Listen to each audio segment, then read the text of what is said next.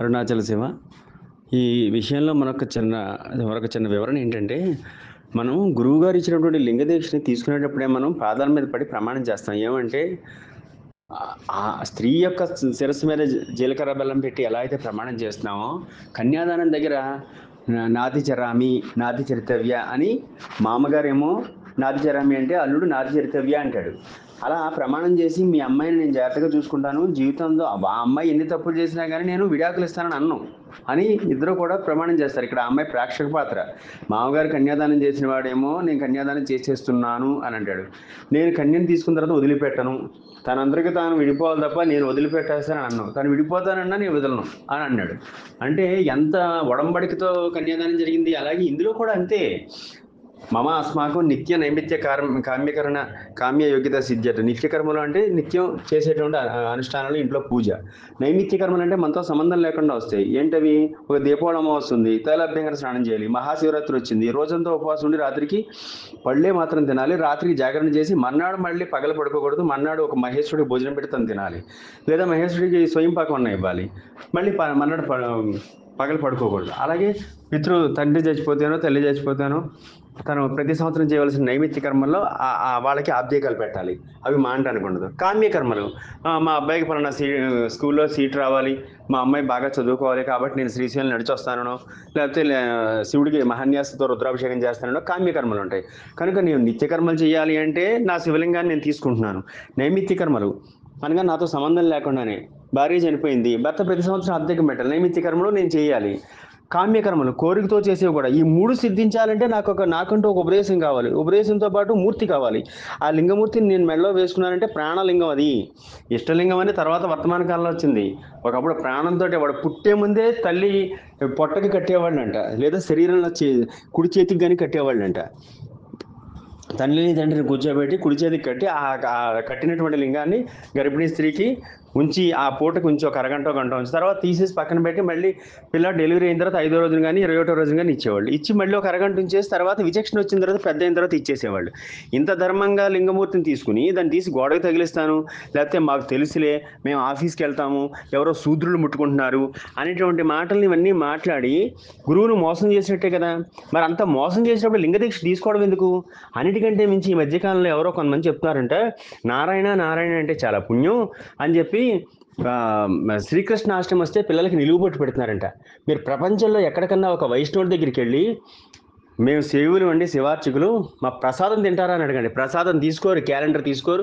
పోనీ ఒకళ్ళు తీసుకున్నారు తిన్నారు అనుకో, అట్లీస్ట్ విభూతి తీసుకొచ్చాం శ్రీశైలం నుంచి మరో కైలాసం కదా పెట్టుకుంటారా అంటే వాళ్ళు శరీరంలో గుండెల మీద కానీ చేతులకు కానీ రాసుకుంటారు. నిలువుబొట్టు పెట్టుకునే వాళ్ళకి మీరు ఎక్కడైనా విభూతి అడ్డబొట్టు పెట్టగలరా? పెట్టలేరు. మరి మన కులంలో పుట్టిన వాళ్ళు అడ్డబొట్టు పెట్టుకునే వాళ్ళు పిల్లలకి కృష్ణ ముకుంద మురారి అంటూ పాటలు పాడుకోమను, డ్యాన్సులు చేసుకోమను, చక్కగా నలుగురిని పిలిచి భోజనాలు పెట్టుకోమను, పిల్లాడితోటి కృష్ణుడి పాటలు పాడుకోమని తప్పులేదు. దేవుళ్ళు సర్వాంతర్యామని కొంతవరకు. కానీ నిలువుబొట్టు పెట్టుకుని అవి తీసుకెళ్లి స్టేటస్లోను ఫేస్బుక్లో పెట్టారంటే రేపొద్దున నెక్స్ట్ తరాన్ని నాశనం చేయడం కాదా? అదేమంటే అనన్యాశ్చింతయంతో మాం ఏ జనా పర్యుపాసతే తేషాం నిత్యాభియుక్తానాం యోగక్షేమం వహామ్యహం పరిత్రాణాయ సాధునాం వినాశాయ చ దుష్కృతాం ధర్మ సంస్థాపనార్థాయ సంభవామి యుగే యుగే అని ఒక దౌర్భాగ్యుడు సమాధానం చెప్పాడంట. ఏమని? కష్టాలు కలిగినప్పుడు, బాధలు కలిగినప్పుడు, ధర్మానికి వినాశనం కలిగినప్పుడు ఒక కృష్ణుడే వస్తాడు, ఒక రాముడే వస్తాడు, ఒక విష్ణుమూర్తి వస్తాడు.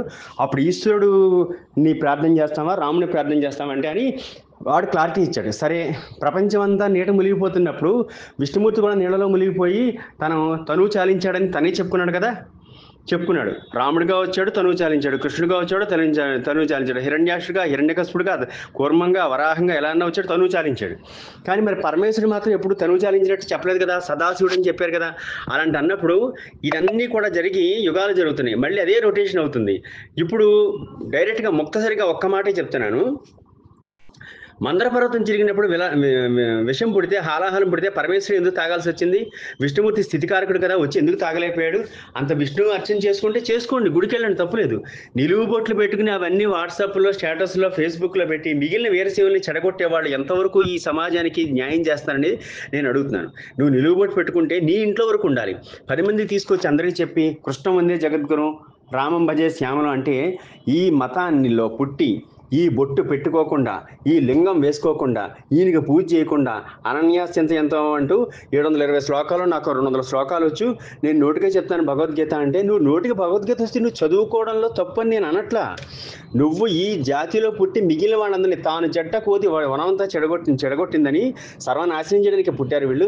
అలాంటి వాళ్ళు ఈ మతంలో ఎందుకు ఉండాలని నేను అడుగుతున్నాను. రేపొద్దున్న ఈ భగవద్గీత మాత్రమే పారాయణం చేస్తూ శివలింగాన్ని దర్శనం చేయకుండా, శివలింగాన్ని ధరించకుండా ఉన్నటువంటి ఎవరైతే దుర్మార్గులు పాపాత్ములు ఉన్నారో ఖచ్చితంగా నేను ఇలాగే మాట్లాడతాను. ఎందుకంటే ఒంటి మీద ఉన్న, గుండెల మీద ఉన్న శివుడికి పూజ చేయకుండా భగవద్గీత చదివి నా ఎదురుగుండా కృష్ణుడే నుంచుంటాడు నేను అనుకున్నప్పుడు, నాకంతా సర్వాంతర్యామి కృష్ణుడే రాముడే అనుకున్నప్పుడు, విష్ణుమూర్తి పూజ చేసినప్పుడు వాళ్ళు రేపొద్దున చచ్చిపోతే అంత్యేష్టి సంస్కారంలో శంకు చక్రాలు వేసుకున్నటువంటి విష్ణుమూర్తి భక్తులు వచ్చి వీడిని దహనం చేస్తారా, లేకపోతే మళ్ళీ వేసేవులకి దిక్కు లేదని చెప్పి మా కాళ్ళ దగ్గరికి పట్టుకుని మా దగ్గరికి వచ్చి మా చేత భూస్థాపితం చేయించుకుంటారా? ఆ విషయం కూడా తేల్చమనండి. ఈ మతంలో ఉండాలి, ఈ కులంలో ఉండాలి, ఈ ప్రసాదం తీసుకోవాలి అని అనుకుంటే ఈ మతంలో ఏం చెప్పిందో వచ్చి తేల్చుకోమనండి. అలా కాకుండా నీ ఇంట్లో భగవద్గీత చదువుతావు, నీ ఇంట్లో శ్లోకాలు చదువుతావు, నీ పిల్లలకి నిలువుబొట్టు పెడతావు, నువ్వు మెడలో లింగం వేసుకోవు. అలాంటప్పుడు మా చేత ఎందుకు లింగ దీక్షలు తీసుకోవాలి? మమ్మల్ని పిలిచి ఎందుకు కాళ్ళు కడిగి మహేశ్వరాచరణ, నీ తల్లి చేస్తే నీ తండ్రి చేస్తే మమ్మల్ని ఎందుకు తీసుకెళ్తున్నావు? మమ్మల్ని తీసుకెళ్ళి పూజ చేయించుకుని ఆ క్షణం మాత్రం లింగం వేసుకుంటావు అంటే మోసం చేసి బతుకుతున్నారా వీళ్ళందరూ? ఇంత మోసపూరితమైనటువంటి వాళ్ళు ఏ ప్రపంచంలో ఉన్నా, ఏ మతంలో ఉన్నారా? ఎవ్వరు మాట్లాడరు, ఎవ్వరు ప్రశ్నించరు, ఎవ్వరు నోరు తెరిచి మాట్లాడరు, టైప్ చేసి వదిలేస్తారు. ఎందుకంటే భయం అనమాట. రేపొద్దున్న ఎక్కడన్నా కనపడితే అడుగుతారని. నన్ను ఎవరో ఏం చేయలేరు అనేటువంటి స్థితి ఎప్పుడు వస్తుందో తెలుసా? ప్రాణం కానీ, ఆస్తులు కానీ, డబ్బులు కానీ, వస్తువులు కానీ, మనుషులు కానీ, ఏదైనా నాది నాది నాది అనుకున్న వాడికి మాత్రమే భయం ఉంటుంది. వీటిలో నేను ఒక్కదానికి విలువను, నేను ఒక్కటే ధర్మానికి విలువిస్తాను. నేను చెప్పుతున్న ఈ మాటని పోస్ట్ పెట్టిన దానికి వివరణ చేస్తాను. మీరు లింగదీక్ష తీసుకుని కొందరు గోడకు తగిలించడం, ఫ్రిడ్జ్లో పెట్టాడు ఒక మహానుభావుడు హైదరాబాద్లో. హిమాలయాల్లో చల్లగా కూర్చుంటాడు కాబట్టి అది కూడా హిమమేనండి అని. 2, 3 బ్యాంకులకి, ఆఫీసులకి వెళ్తున్నప్పుడు శూద్రులను ముట్టుకుంటే శివుడు అంటే అయిపోతాడని. తర్వాత ఇంట్లో నువ్వు భగవద్గీత పారాయణం చేస్తూ కృష్ణుడిని పూజ చేస్తే మొత్తం లోకాలన్నీ పూజ చేసినట్టే అన్నప్పుడు రేపు వాడు చచ్చిపోతే భూస్థాపనం చేస్తాడా? విష్ణు సాంప్రదాయం ప్రకారం, వైష్ణవ సాంప్రదాయం ప్రకారం దహనం చేస్తాడా? మరి మమ్మల్ని పిలిచి ఎందుకని మా చేత పూజలు చేయించుకుని లింగదీక్షలు తీసుకుంటున్నారు? మేము వెళ్ళిపోయిన తర్వాత ఎందుకు గోడకు తగిలిస్తున్నారు? ఇలాంటి వాళ్ళ వల్లే మేము 1 లింగదీక్షలు మానేసాం, 2 పెళ్ళిళ్ళు మానేసాం, 3 ఎవరైనా కాళ్ళు కడిగి భోజనం పెడతా ఉంటే మానేసాం. ఎందుకంటే అంటుముట్టు కలిపేసుకోవడం, నీతి లేకపోవడం, ఆచారం లేకపోవడం, బూతులు మాట్లాడడం, అన్నిటికంటే మించి ఎదురుగుండానేమో అయ్యగారు అని మాట్లాడి వెళ్ళిపోయిన తర్వాత మనుషులకి పంగనామాలు పెట్టడం మహాపాపం. ఇన్ని దారుణమైనటువంటి పనులు చేస్తూ మా చేత దీక్షలు తీసుకుని మమ్మల్ని కిందకి నెట్టేస్తున్నారు. కాబట్టి మేము నరకానికి పోతానని మాకు భయం వేస్తుంది.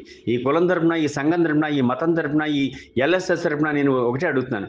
మీరు లింగ దీక్షలు తీసుకుని కనుక ఇలా దీన్ని అవహేళన చేస్తే దీనికి మాత్రం తగిన మూల్యం చెల్లించుకుంటారు. నేను జాతి తరపున, మతం తరపున, కులం తరపున ఒక వ్యక్తిగా అడుగుతున్నాను. ఎంతమంది ధర్మంగా రోజు పూజ చేస్తున్నారు, ఎంతమంది వీరసేవలను చెప్పుకుంటున్నారు, ఎంతమంది అసలు అట్లీస్ట్ నువ్వు చెప్పుకోకపోయినా నువ్వు ఎందుకు దీక్ష తీసుకుని ఎక్కడో పడేసి మమ్మల్ని మోసం చేస్తున్నావు అని ఒకటే అడుగుతున్నాను. మమ్మల్ని మోసం చేస్తున్నారు నూటికి. ఎందుకంటే కాళ్ళ మీద పడి దీక్ష తీసుకున్నప్పుడు ప్రమాణం చేస్తారు, నా ప్రాణం ఉన్నంతకాలం ఈ ప్రాణలింగాన్ని ఇష్టంతో పూజ చేస్తాను. ప్రాణ ఇష్టలింగం అని, ప్రాణలింగం, ఇష్టలింగం, భావలింగం, ఆత్మలింగం అని ఆ లింగమూర్తిని మోసం చేస్తారు, మాకు అన్యాయం చేస్తారు. ఈ పాపం మాత్రం కట్టి కుడిపేస్తుంది. వందే మాతరం. అరుణాచల శివ.